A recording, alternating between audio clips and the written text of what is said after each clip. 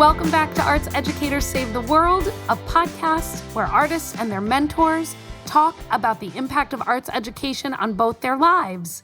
I'm so thrilled today to share an episode drop with you from our friends at Who Arted, which, you know, I love a play on words.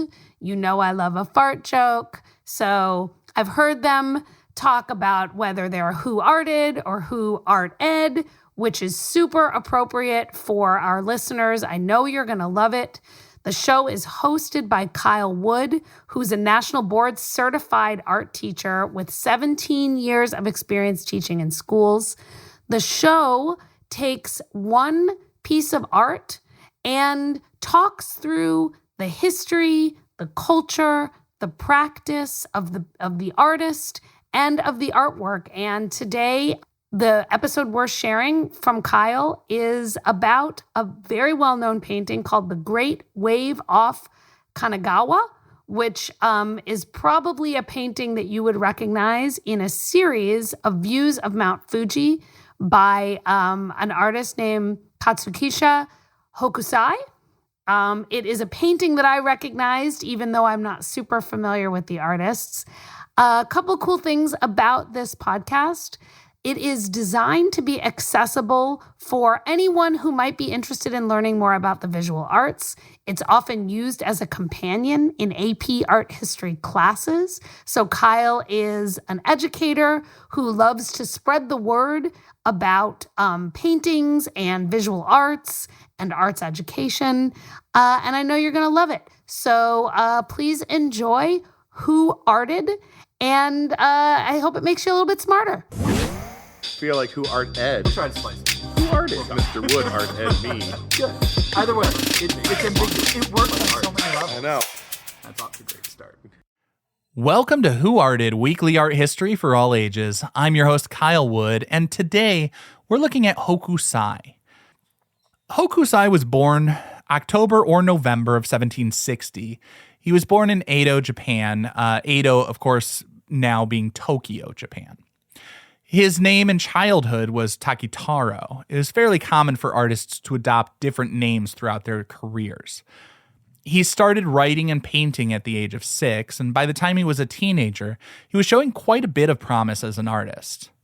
At 14, he apprenticed as a wood carver for woodblock prints. Now, for those unfamiliar, woodblock printing is basically using a block of wood as a stamp. An artist would draw an image, then the drawing would be placed face down onto the block of wood. A transfer would be created, gluing the drawing onto the block. The original drawing would be destroyed as the paper was wet and peeled away, but the ink would remain on the block. From there, a wood carver would get to work carving away to leave the design in raised relief. Ink would be run over the top of the block, then paper pressed down onto the surface. They didn't use a printing press. People would rub on the back of the paper to make sure every inch of the surface was pressed to the block.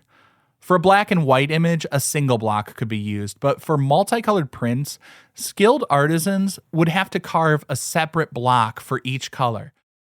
Sometimes they would be using like 10 different blocks of wood, all carved into corresponding shapes. And to get all of that stuff to align within the print, they would use registration, little marks on the paper to help it line up with the stamps. It's difficult work requiring great skill, but also patience and attention to detail. Hokusai spent 4 years learning the printmaking process as a carver before he joined the studio of Katsushika Shunsho. During the ukiyo-e period, prints were not really considered a high art. Ukiyo-e was images of the floating world. It was sort of meant to be decorative, serene, often focusing on like the pleasures of earthly life. It was a commercial gig making posters for the new middle class. In 1779, Hokusai was going by the name Shunro as he made his first prints of Kabuki actors. It was fairly common for up-and-coming artists to adopt a name based off of the name of the artist who was training them. Over his lifetime, Katsushika Hokusai adopted about 30 different names. An interesting little side note, Hokusai's daughter learned from him, assisting him in his studio as she grew up, and she became an artist herself.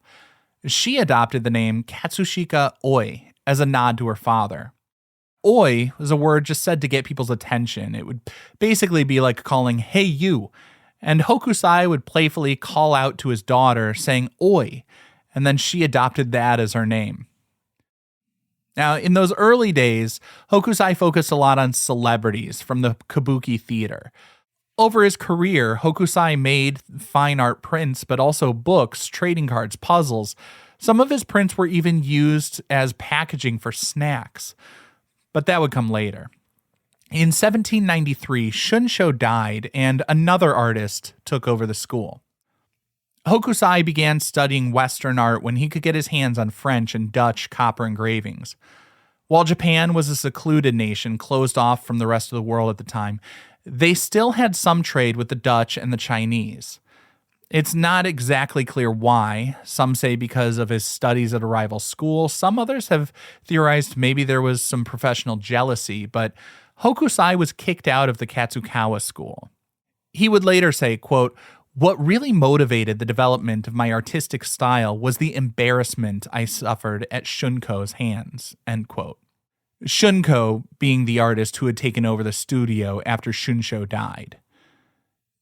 Now, this is the point where he starts to move away from figurative work like actors and more towards landscapes. Although, as I said, he did tackle all sorts of subjects. Over his decades-long career, Hokusai made about 30,000 artworks. Interestingly, in 1811, he published Hokusai manga. Manga is, of course, very popular today, but Hokusai's is one of the earliest documented uses of the term, which would translate to something like random drawings. Hokusai printed a collection of amusing images for his students and others to copy and practice drawing. It was a huge hit at the time, and while the style we associate with manga today is very different from Hokusai manga, he would appear to be one of the earliest practitioners of the form. I also find it interesting because I think of manga as something for younger people, but he was about 50 years old when he did that. At the age when many are starting to eye retirement, Hokusai was just getting started. He wrote, quote, "When I am 80, you'll see real progress. At 90, I shall have cut deeply into the mystery of life itself. At 100, I shall be a marvelous artist. At 110, everything I create, a dot, a line, will jump to life like never before," end quote. For Hokusai, art was not a means of making a living. It was his reason for living. Despite his best intentions, he did not make it to 110. He would pass away at 88, and on his deathbed, some of his last words were wishing that he could have a few more years to paint. It was an obsession for him, as is evidenced by his adoption of the name Gekyo Rojin Manji, which translates to "old man mad about art." He was a colorful figure, and he appears to have always wanted to do more. He's remembered today for his series 36 Views of Mount Fuji, but even in that famous series, he wanted to do more. The name would lead you to believe there are 36 views, but it was so popular he actually made 10 more images, so oddly enough, 36 views of Mount Fuji ended up with 46 views of Mount Fuji. Among those views was the piece that would go on to become his most famous, The Great Wave off Kanagawa. Many see this as a quintessential Japanese piece. At first glance, it's almost serene as the mountain stands in the background. The mountain, of course, is Mount Fuji, the highest peak in Japan, and the subject of this work and the entire series. In the foreground, though, we see massive waves crashing. The waves are towering over some poor fishermen in their boats. The perspective with Mount Fuji tiny in the distance makes the waves in the foreground appear to tower over the mountain itself. There's a sort of tension there that many see as metaphorical for what was happening in Japan in the 19th century as this work was created.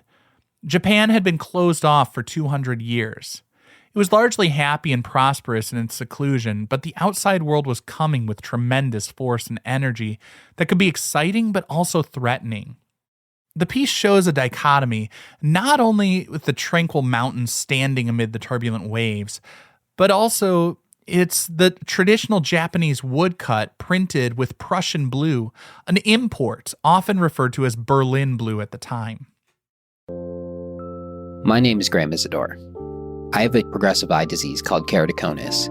Admitting I'm losing my vision has been hard, but explaining it to other people has been harder. Lately, I've been trying to talk about it. Short-sighted is an attempt to explain what vision loss feels like by exploring how it sounds. By sharing my story, we get into all the things you don't see about hidden disabilities. Short-sighted from CBC's Personally, available now. Blue had long been a notoriously difficult and expensive pigment to get. Prussian blue was a synthetic pigment developed in a lab and mass-produced. When it came to Japan, likely through their limited trade with China, people loved it.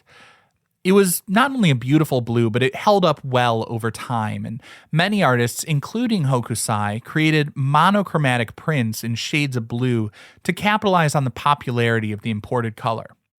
Still, as much as I love a good blue, and I could nerd out about all the elements within this work and how they're arranged, I think it's the ideas and the tension that makes this piece so amazing. Hokusai doesn't give us the wave crashing onto the boats. He shows us the wave towering over them. It's the potential energy.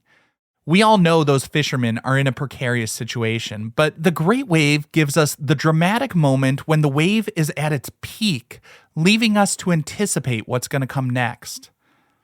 It's this unstoppable, frenzied force of nature juxtaposed with Mount Fuji, Japan's highest peak and a sacred site in the traditional Shinto religion. It sits off in the distance, steady and serene, no matter what is happening in the world around it. At its core, this piece is all about dualities.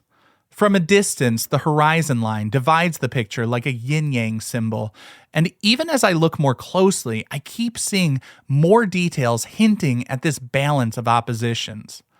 The peril and the promise, the active wave and the passive mountain, the ephemeral fisherman and the eternal forces of nature. We see it all laid out with graceful movement and a perfect balance. It may be a quintessential Japanese piece rooted in the island nation's history and traditions, but its themes feel timeless and universal.